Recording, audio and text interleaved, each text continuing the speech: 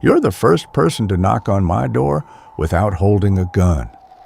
The voice came from inside the two-story timber house at the far end of South Montezuma Street, the house with curtains drawn tight in every window, weeds swallowing the front path, and a stack of uncollected mail rotting on the porch because no delivery boy in Prescott dared climb those steps. It was early spring, 1886. The mining slump that had gutted the town the year before still hung over the rooftops like the smell of a fire nobody could find. Willa Drummond stood on the porch holding a small wooden sign she had carved herself. The sign read, "SEAMSTRESS, House Calls, Fair Rates." She was 27, a widow, and she had walked the full length of Montezuma Street that morning, knocking on every door, offering her services to anyone who would listen. Nobody had hired her. This was the last house on the block. Willa was fat, not plump in any gentle, forgiving way, but heavy. Her single brown dress let out 3 times at the seams, the porch stairs groaning beneath her, her wide shoulders and thick arms and round face drawing the kind of looks that women whispered about and men pretended not to see. Only her eyes escaped judgment, warm, brown, steady as a spirit level. The door opened. She had to look up.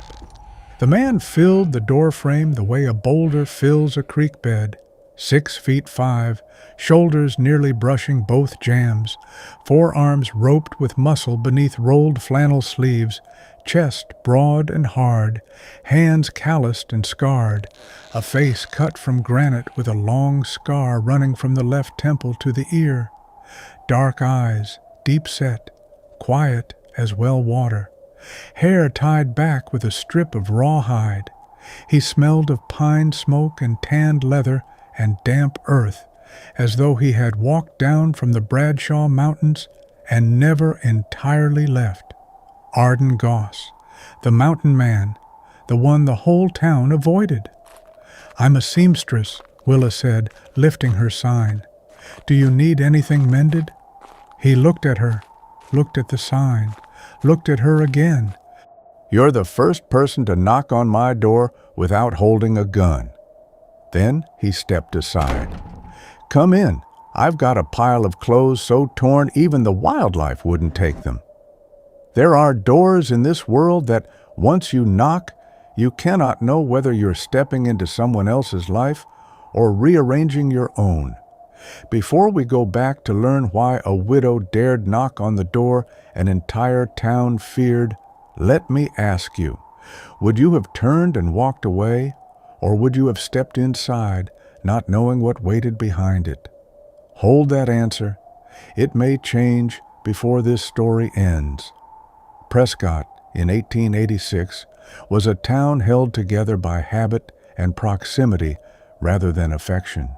Nestled in the Bradshaw foothills at 5,000 feet, it had served as Arizona's territorial capital twice and lost the honor twice, most recently in 1889 when the legislature would pack up for Phoenix. But in the spring of 1886, Prescott was still the seat of Yavapai County, still the place where ranchers filed deeds and miners filed claims and lawyers filed whatever made them money. Montezuma Street, Whiskey Row, ran through the center of town like a vein carrying equal parts commerce and vice. The Palace Saloon, Sam Hill Hardware, boarding houses, a Baptist church 1 block east that fought a losing battle against the noise every Saturday night. People knew each other. People also judged each other rapidly and permanently, because in a town of 1,500 there was not enough space to be anonymous and not enough charity to be forgiven. Willa Drummond had once belonged to Prescott's thin middle class. Her husband, Ellis, had owned the only apothecary on Goodwin Street. Ellis was 12 years her senior, polite, quiet, and practical enough to marry the one woman who did not demand romance, only a roof and a purpose. He died of pneumonia in the winter of 1884, 2 weeks from cough to coffin. Willa nursed him every night with medicines from his own shelves, but the pharmacist's drugs could not heal the pharmacist. After the funeral, Willa discovered that Ellis had sold the apothecary before he died, sold it to Aldrich Poole, a land speculator who had been buying up every available property along Montezuma Street. The paperwork was legal. Ellis's signature was clear. Willa received nothing. She was evicted within a week. What remained was her hands. Her mother had taught her to sew at 7, shirts, curtains, bags, quilts, fast, clean, strong stitching that held. But in Prescott, seamstress work was cheap labor, and cheaper still when the seamstress was a fat widow whom the town pitied but would not employ.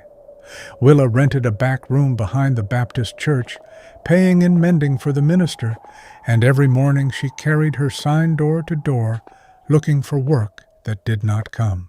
Arden Goss had come down from the Bradshaws 2 years earlier and bought the house at the end of Montezuma with 9 years' worth of trapping money. He bought it for one reason.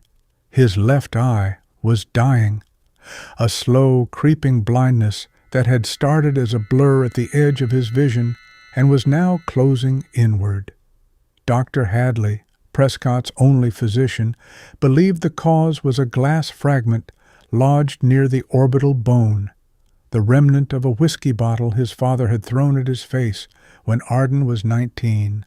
The scar was visible. The fragment was not. Arden had left the mountains because he needed a doctor. He had not left behind the instincts of a man who had lived alone since 17. Doors stayed locked. Curtains stayed drawn. Conversations stayed short.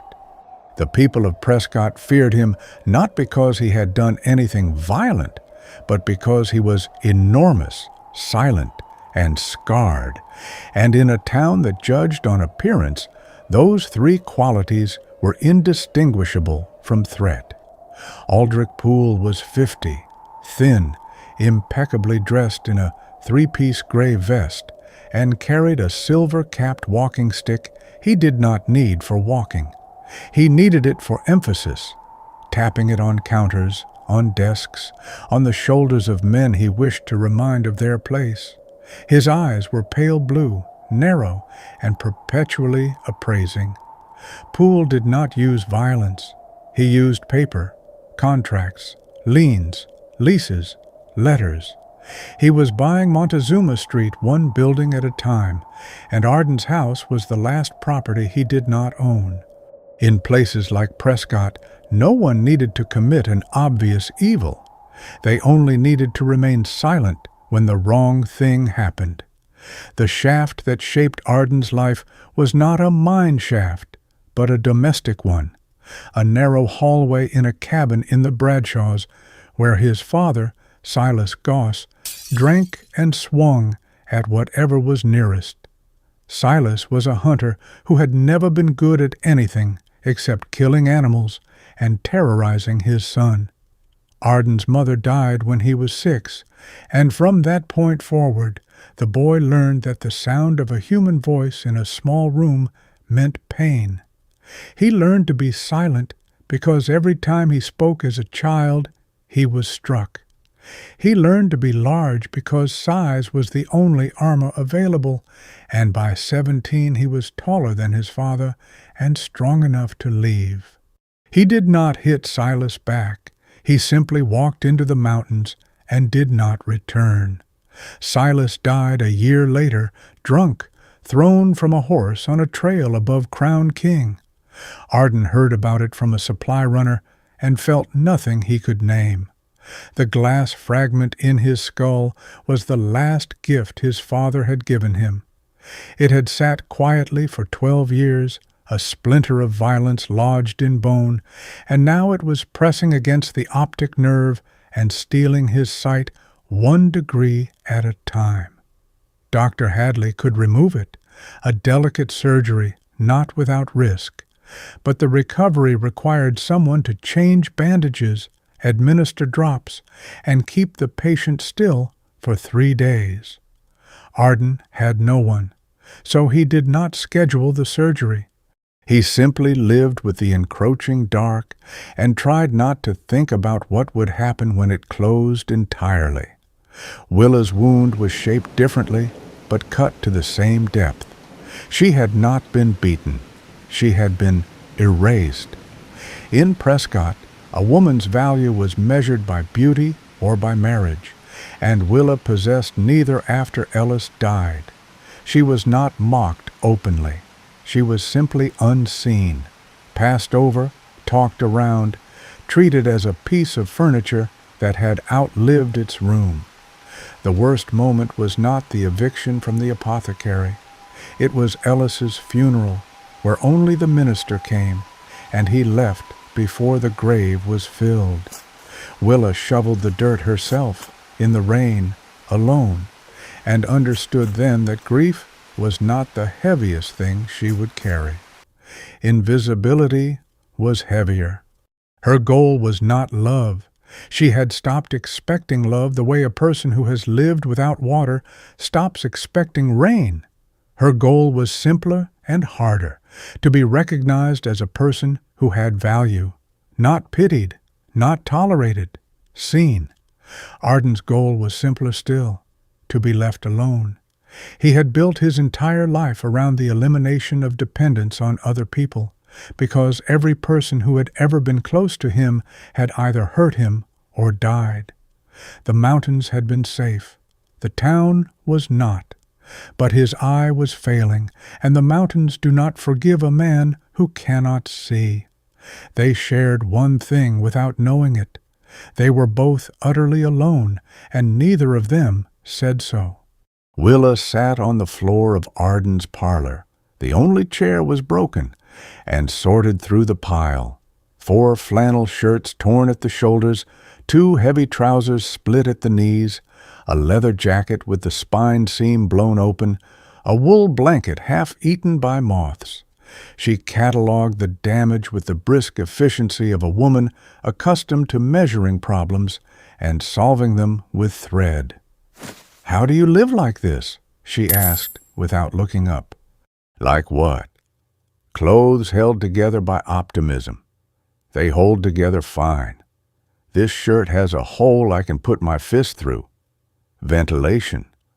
Willa looked up at him, the enormous man leaning against the far wall, arms crossed, eyes averted, occupying his own house like a bear trapped in a parlor too small for it. And she bit the inside of her cheek to keep from smiling. $2 for the lot," she said, standing, gathering the pile. "That's too cheap. You're my first customer in 2 weeks. Arden studied her. She said it flatly, without self-pity, the way a person states altitude or temperature, as fact. He recognized the tone. He used it himself. $3, he said, "and take the blanket. I don't need it." She looked at him. He looked at the floor. "Thank you," she said, and left. 3 days later she returned with the mended clothes, every seam straight and strong, and one addition nobody had requested.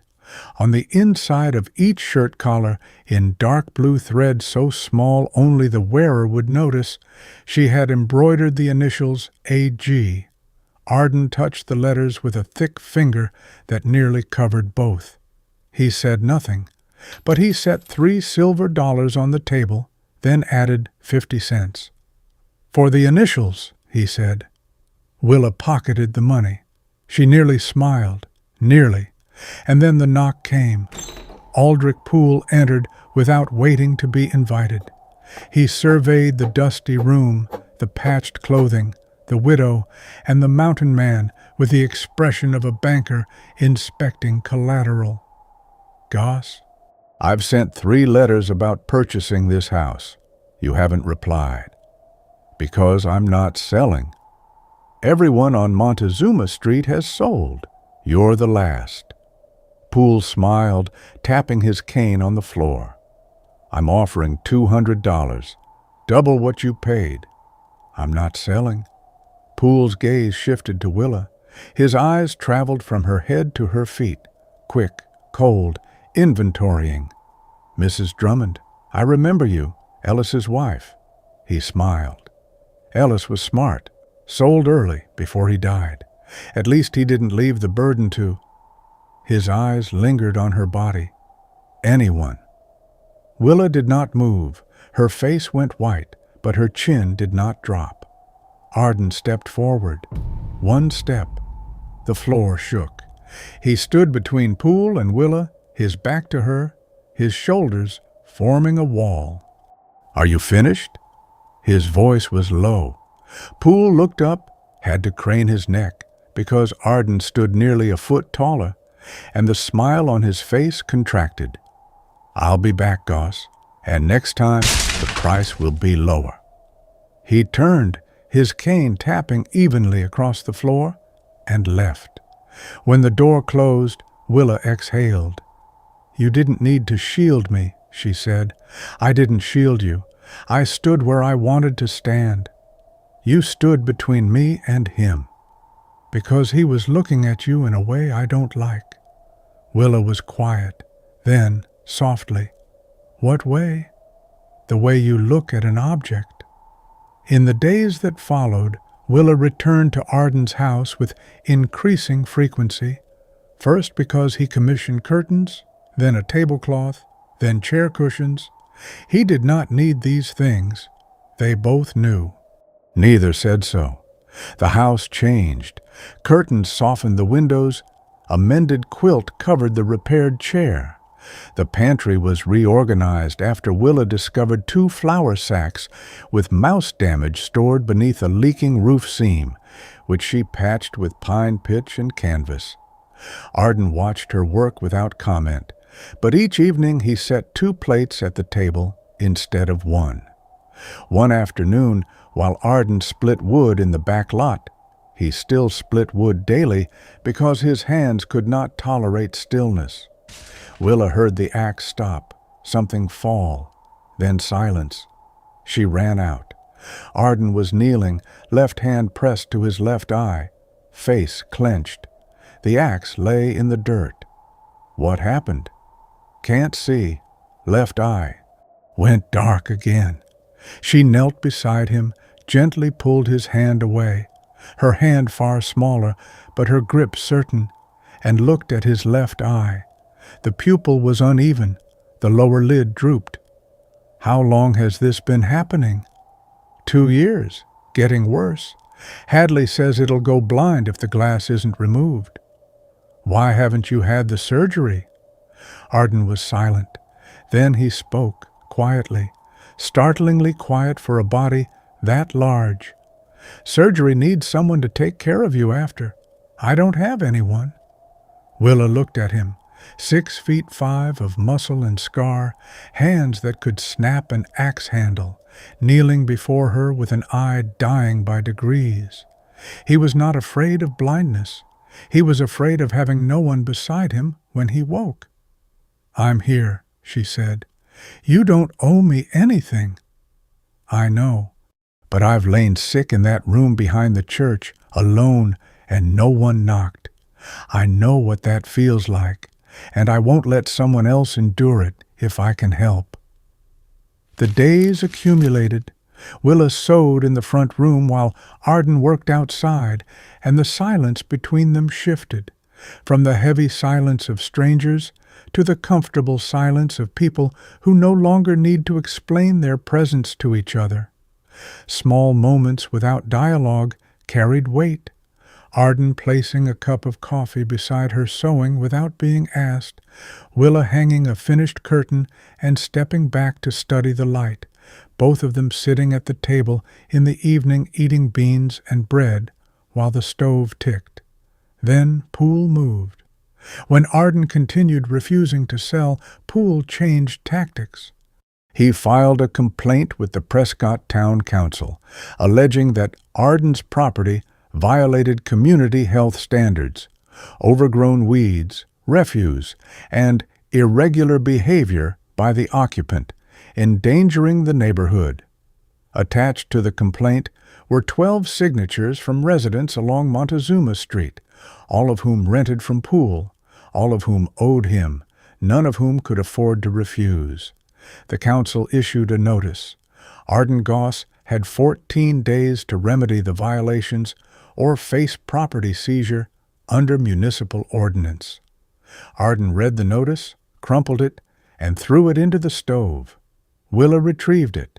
She smoothed the paper on the table and read every line. "You can't ignore this," she said. "I lived on a mountain for 9 years. Nobody sees the mountain. This isn't a mountain. This is a town, and Poole has paperwork." She sat down, unrolled the bolt of fabric she carried with her. She used the back of fabric for notes because she could not afford paper, and began writing with a charcoal stick. 12 signatures, 12 people. I need to know who they are.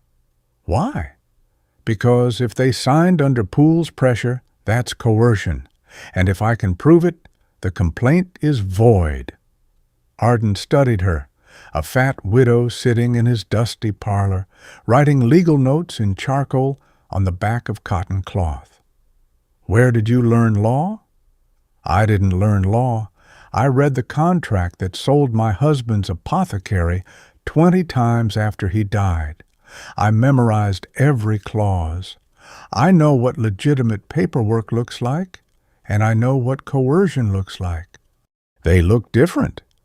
Willa began visiting the 12 signatories. Each day after her sewing, she knocked on doors along Montezuma Street and asked one question. "Did you sign that paper because you wanted to, or because Poole told you to?" 7 closed their doors. 3 listened but would not speak. 2, Mrs. Finch, who ran the bakery, and Mr. Leland, the old saddlemaker, admitted the truth. Poole had threatened to double their rent if they refused. Willa recorded their words on the back of her fabric. On the 7th day, Willa returned to her room behind the church and found the door padlocked from the outside. A new lock, her belongings trapped inside. A notice tacked to the door. Room reclaimed for repairs. Return in 30 days. The church stood on land Poole leased. The minister could not refuse him. Willa stood before the locked door, her old key useless in her hand, and understood. She had no home, no possessions, no place to sleep. She walked to the end of Montezuma Street, knocked. Arden opened. She stood there, empty-handed, dry-eyed, back straight. "Poole locked my room," she said, voice level.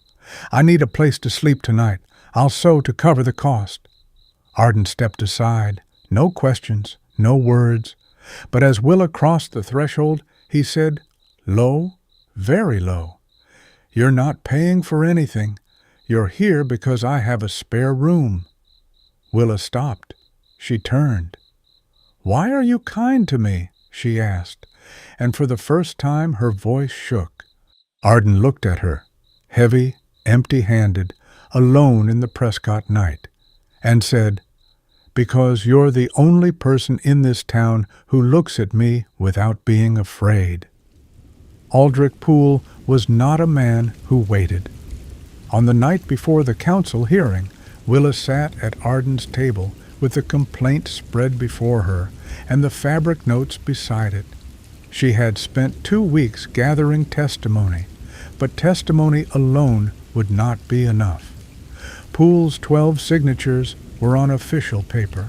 Her 2 witnesses were frightened. She needed a structural flaw in the document itself. She found it at midnight. The complaint bore a filing date of March 2nd, but Mrs. Finch, in her testimony, had said Poole visited her on March 5th, 3 days after the complaint was supposedly filed. Mr. Leland confirmed a similar timeline. Poole had come to his shop on March 4th. The signatures had been collected after the complaint was already on file, which meant Poole had submitted the document blank and added names later. Under Territorial Municipal Code, a complaint required signatories at the time of filing. The document was procedurally void. Willa wrote the dates on her fabric in careful charcoal.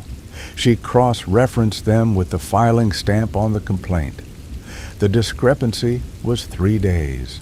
3 days was enough. But proving it required witnesses willing to stand in a room and say so aloud, in front of Poole, in front of the council, in a town where Poole controlled most of the rent. Willa had not won those witnesses with arguments. She had won them with thread.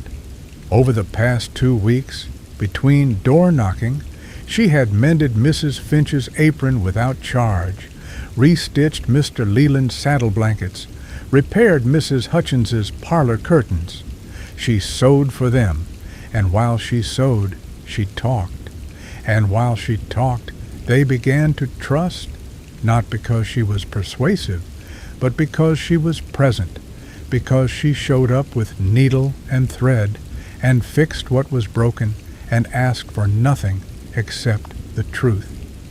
Arden watched her work that night, her charcoal moving across fabric, her face lit by the stove.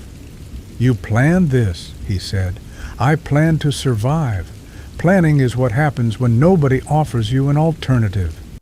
Day 14, the Prescott Town Hall, 15 chairs, 9 council members, 1 long table. Poole sat in the front row, his silver cane propped against his chair, smiling. Arden entered. He had to duck through the doorway. The wooden floor trembled under his weight. 3 council members involuntarily pushed their chairs back. But the person beside him silenced the room. Willa Drummond, a bolt of cloth pressed to her chest, back straight, eyes level. "Mr. Goss," the council chairman said, "do you wish to contest the complaint?" Arden opened his mouth, but Willa stepped forward. "I contest it on behalf of Mr. Goss. My name is Willa Drummond, seamstress, resident of Prescott." Poole frowned. "She has no standing to represent—" "I am not representing. I am testifying." Willa unrolled the fabric on the council table. On the back, in clear charcoal, the list of 12 names, each annotated. Mrs. Martha Finch signed because Mr. Poole threatened to raise her bakery rent from $4 to $8 a month. Mr. Gerald Leland signed because Mr. Poole threatened not to renew his workshop lease. She paused, letting the room absorb the words. Both are prepared to confirm this before the council. She then laid the original complaint beside her fabric. The complaint is dated March 2nd. Mrs. Finch states Mr. Poole visited her on March 5th. Mr. Leland confirms March 4th. The signatures were collected after the filing date. Under the municipal ordinance governing citizen complaints, all signatories must be obtained prior to submission. This document was filed blank and populated afterward. "It is procedurally invalid." The room was silent. Poole stood. "This is hearsay. There is no evidence." "Mrs. Finch," Willa called.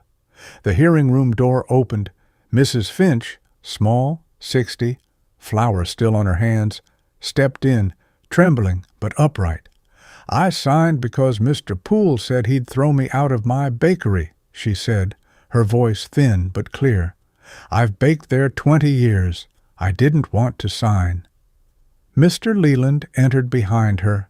Then, unexpected, 3 more, 5 of 12, standing in the doorway, shaking but standing.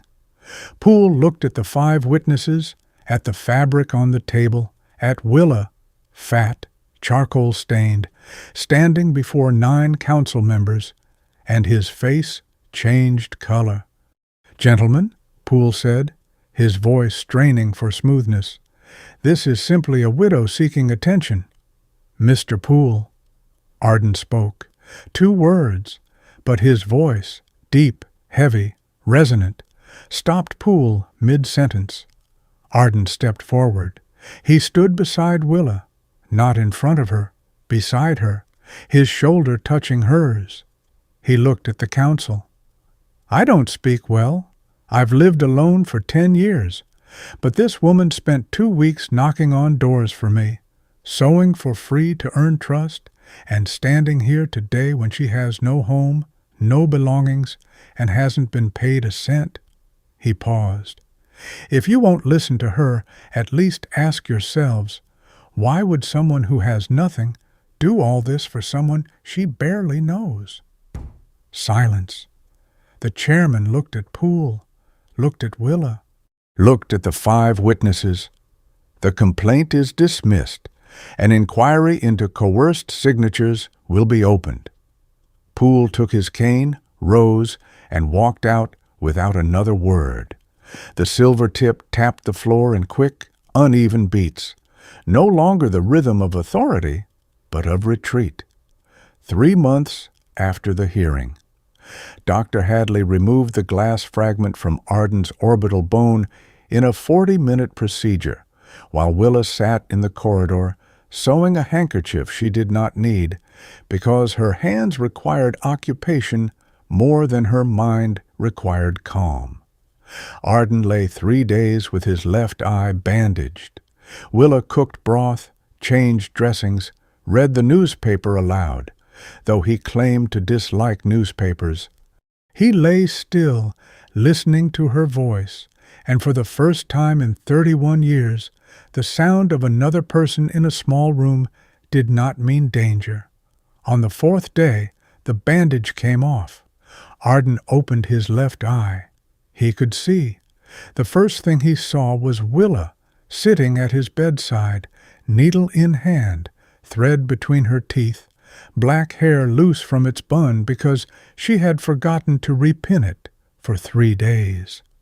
The house at the end of Montezuma Street had curtains now, white, Willa's stitching, and a repaired chair, and a clean stove, and light coming through windows that had been shuttered for 2 years.